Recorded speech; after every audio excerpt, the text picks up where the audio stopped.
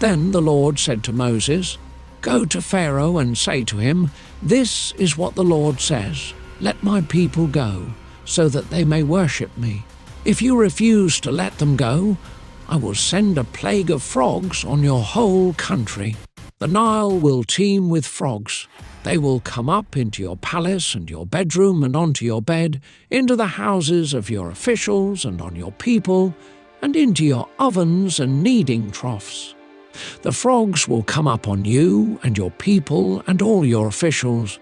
Then the Lord said to Moses, "Tell Aaron, stretch out your hand with your staff over the streams and canals and ponds, and make frogs come up on the land of Egypt."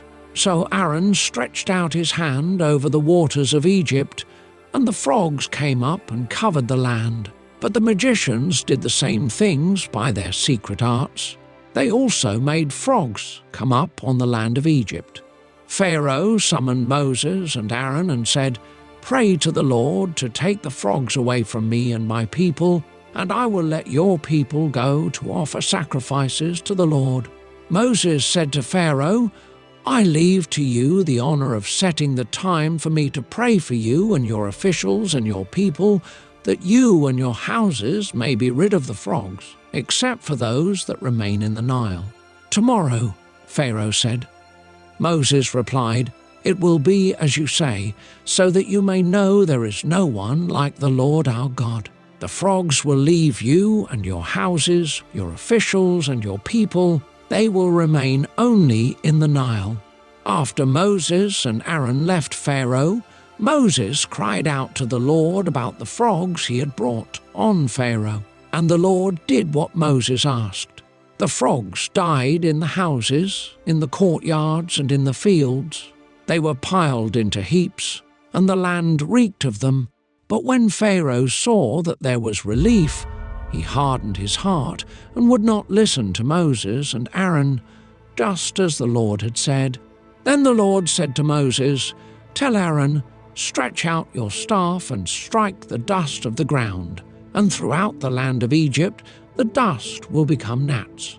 They did this, and when Aaron stretched out his hand with the staff and struck the dust of the ground, gnats came on people and animals.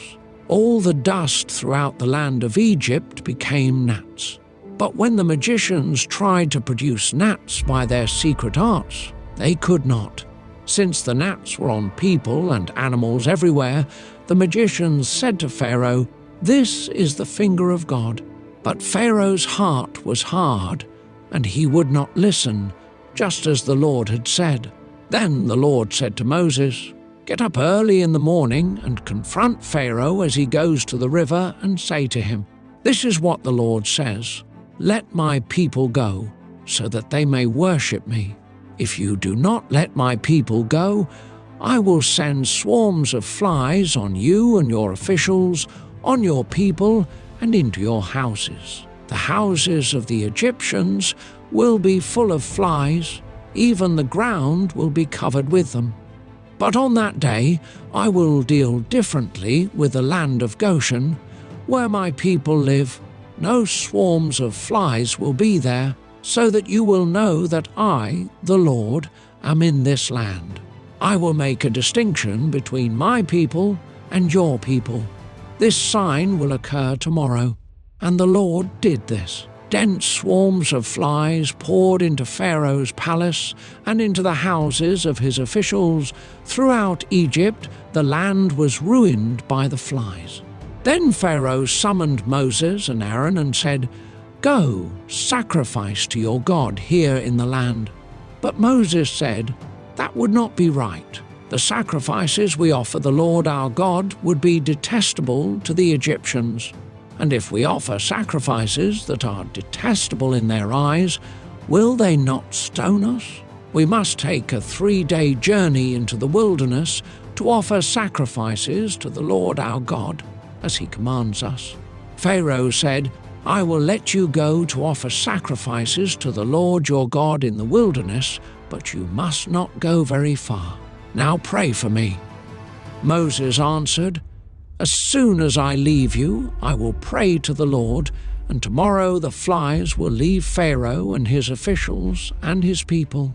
Only let Pharaoh be sure that he does not act deceitfully again by not letting the people go to offer sacrifices to the Lord." Then Moses left Pharaoh and prayed to the Lord, and the Lord did what Moses asked. The flies left Pharaoh and his officials and his people. Not a fly remained. But this time also Pharaoh hardened his heart and would not let the people go.